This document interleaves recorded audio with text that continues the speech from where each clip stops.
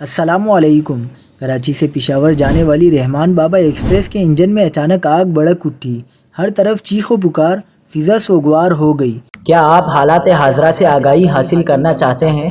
خبر کے پیچھے چھپے اصل حقائق جاننا چاہتے ہیں تو ابھی سبسکرائب کیجئے جلمل پاکستان کو اور ساتھ ہی گھنٹی کے نشان پر کلک کر دیں۔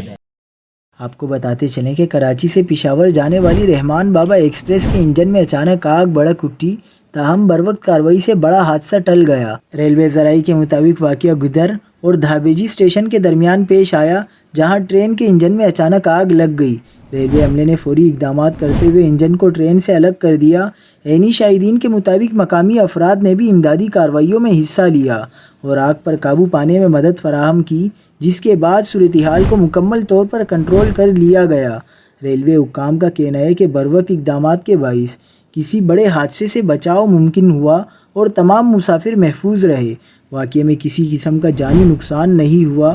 حکام نے مزید بتایا کہ آگ لگنے کی وجوہات جاننے کے لیے انکوائری شروع کر دی گئی، جبکہ پاکستان ریلوے نے مسافروں کی حفاظت کو اپنی اولین ترجیح قرار دیا ہے۔